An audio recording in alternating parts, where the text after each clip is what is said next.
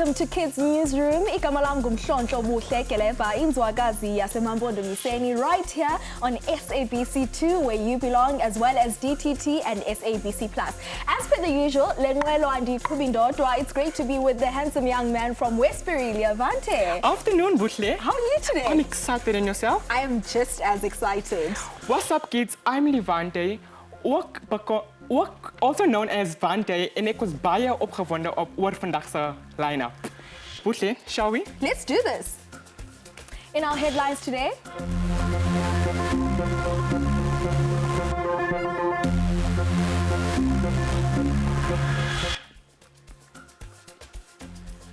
Unite Sports Development organize a basketball coaching clinic in Woodlands in Pietermaritzburg.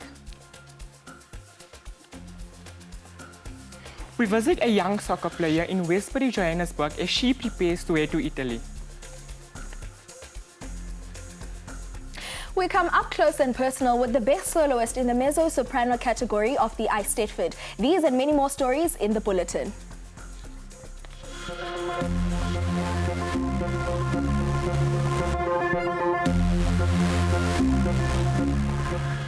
As you might know, not a day goes by without news. So right now, let's check out what's been making headlines from around our very own country.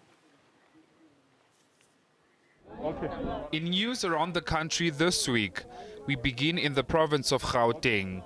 Recently, almost 20 people, including 3 children, died from gas inhalation at an informal settlement in Boksburg, east of Johannesburg. This leak has been linked to illegal gold mining in the area, as gases are often used by illegal gold miners to extract gold from soil stolen from abandoned mine shafts. Police and forensic investigators say the scene of the toxic gas leak is still active and have advised people to stay clear of the area. To the Eastern Cape now. About 17 initiates have died to date since the start of the winter initiation season. The deaths are linked to mostly dehydration, and most cases have been recorded in the OR Tambo district. Meanwhile, 9 people have been arrested for illegally circumcising boys in the province. The winter initiation season is still underway, and young boys are urged to keep safe. And lastly, in the Northern Cape, around 10,000 people in 5 towns in the area have been affected by floods that swept through the area, leaving 4 dead, while another is still missing.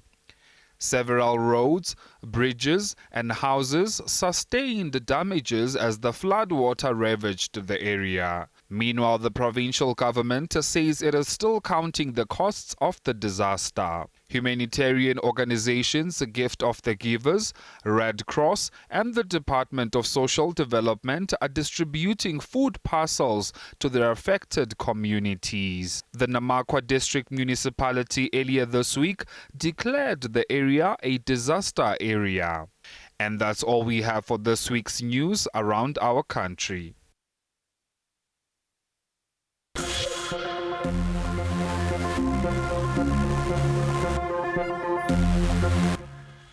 Welcome back to KNR right here on SABC2, SABC+, and DTT. Women's soccer is rapidly growing in the whole world, with many girls showing interest in this manly sport. One of them is Lenice from my very own hood, Westbury, in Johannesburg. After taking part in a long selection process, she was selected as one of the best. And guess what? She is about to jet off to Italy to represent South Africa at the Tricolor Game 2023. My fellow presenter, Ruva Rasha, caught up with her before embarking on her journey to Italy. Let's check out what went down. Hey guys, Ruva Rasha here. I am currently in Rivoli, Joburg to talk to the beautiful and the talented Lenice on her soccer journey as she is on her way to Italy on a soccer scholarship. Let's hear more from her. Women's soccer is what everyone is talking about lately. This year, the Women's World Cup will be held in Australia and New Zealand from the 20th of July to the 20th of August. But the first stop is in Italy for the Tricolor Games 2023. Lenise, who hails all the way from Rivoli, Johannesburg, is one of the chosen talented players selected to represent Mzansi in Italy in few weeks to come. So I just wanted to know, when did your passion for soccer start? It started at a young age. I don't recall when, but like I used to play in the street, like score street ball. Okay. And then I started at the age of 13. So what was the selection process like for Italy? And it took players from all clubs, and then we went to like to a tournament where we were playing a tournament against each region, and then they would select individuals to form a team, which would represent South Africa. Wow, so you're one of those 15. That's something to be proud of. Okay. Why soccer? Like, obviously soccer is a stereotypically boy sport. So what made you choose soccer? I guess I just wanted to be different because like with the boys. The Tricolor Youth Sports Games are held every 4 years in Reggio Emilia in Italy. The purpose of these world-class games is to create peace and unity amongst people from all over the world. Lenise and her fellow teammates, the Abantuana Girls Football Club, are training very hard to keep fit, and they say that's profusely essential. It keeps you away from the streets and getting pregnant, dating, getting raped maybe, or just chilling at home without getting fit. As us girls going through puberty, it's not healthy for us to just sit. It's healthy for us to jump, keep fit and be strong. I just wanted to know, what is the importance behind training? How often do you make your girls train? Well, it's very obviously important to have regular training sessions, and we train on a Monday, Tuesday, Wednesday and Thursday. Four sessions. Okay.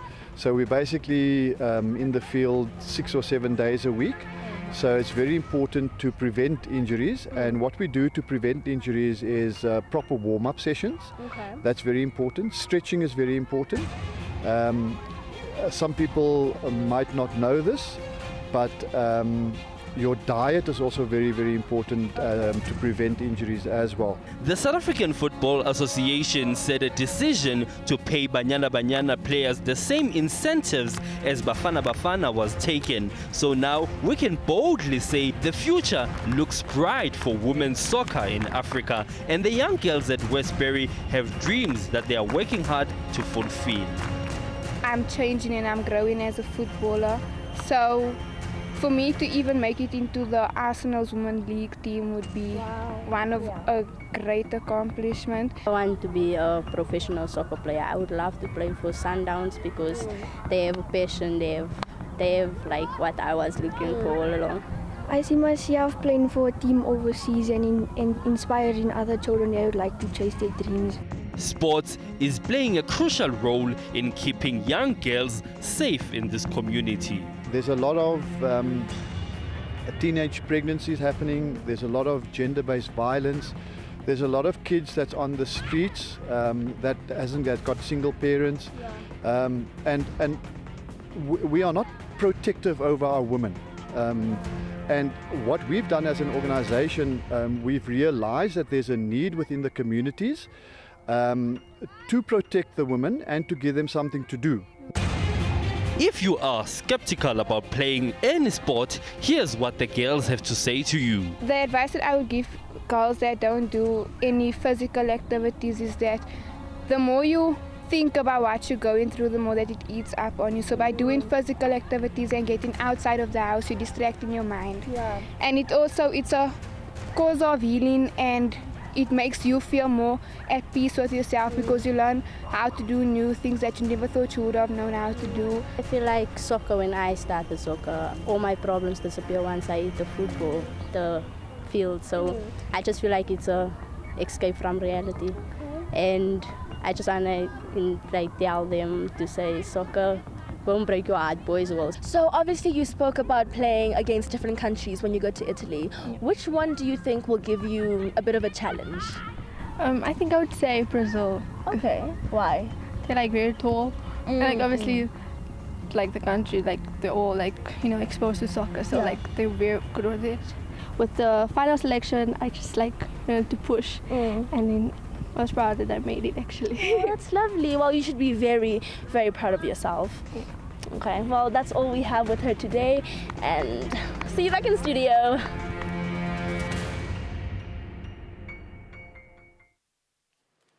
Now, still on the topic of sport, Unite Sport Development organized a basketball coaching clinic in Woodlands in Pietermaritzburg recently.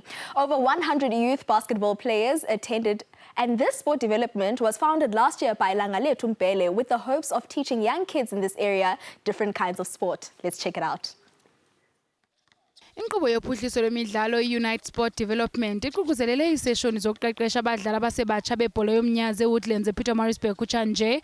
I-Unite Sport Development ke mbukeli yasekwa ngonyaka ka-2022 nguLangalethu Mpele ngeenzame zokusebenza nezikolo kunye noluntu ukwenza ukuba abantwana basebatsha bazibandakanye kwimidlalo. United Sports Development is essentially an organization that does a lot of sports development around the Pietermaritzburg area.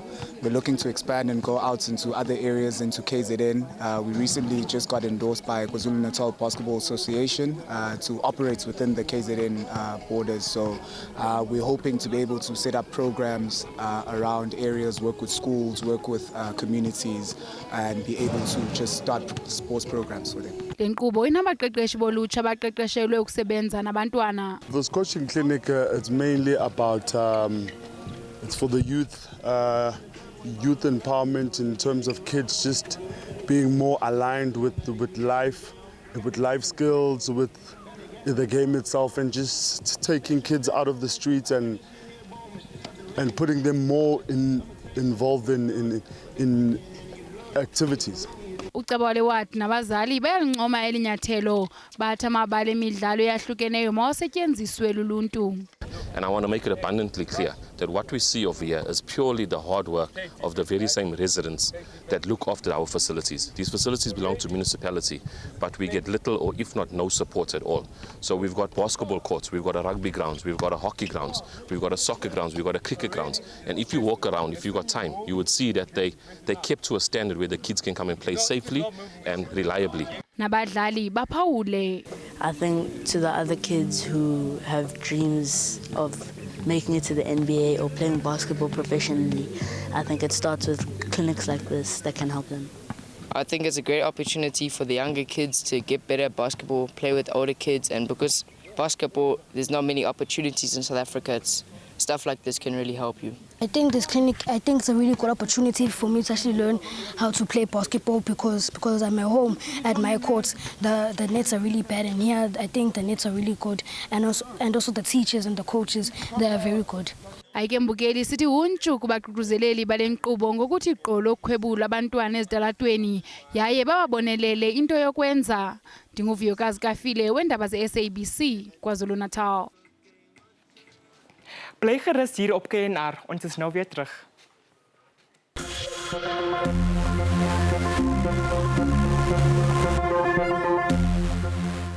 The young and vibrant soprano, Lutando Mahlangu, stole the hearts of the entire audience when she rendered a sterling performance that got her awarded as the Best Soloist Champion of the Year nationally in the Best Mezzo-Soprano category for the 2023 ABC Motsepe South African School Choral Eisteddfod on the 3rd June in Rima Bible Church in Randburg.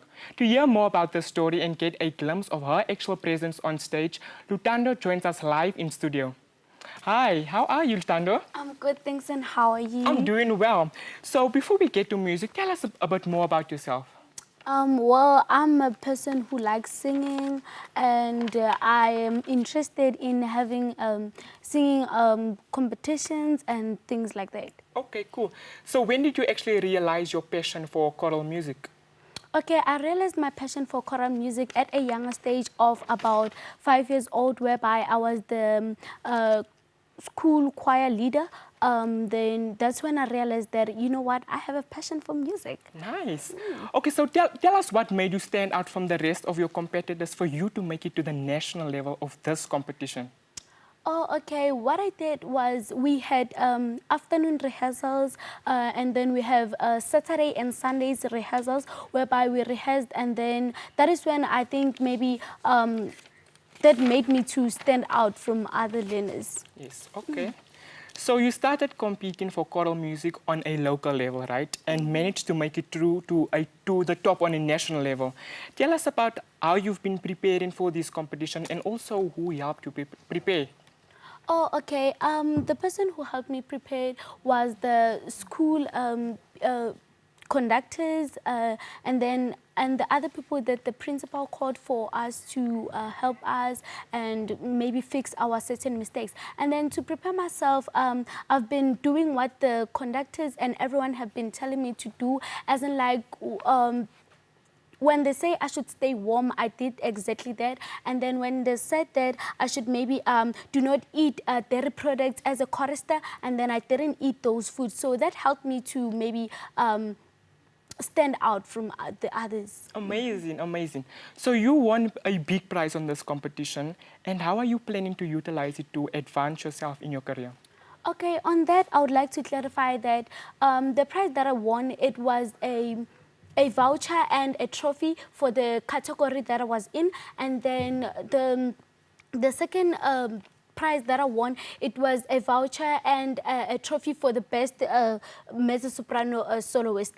And then what happened was that the money that we got, it wasn't for me. It is a school money to help it to grow and utilize other learners as they did to me. So the prize isn't for me. I won't get even a single cent. Thank you so much, Lutando, for joining us today, and I really can't wait to get a taste of what made you #1. Okay, that's fine. Thank you so much, Leavante. Thank you so much, Lutando. We cannot wait for your performance. That's all from my side and our side this week, and we will see you next time, same place, right here on SABC2, DTT, and SABC Plus. Until next week, same time, same place. Now the stage is yours. All righty.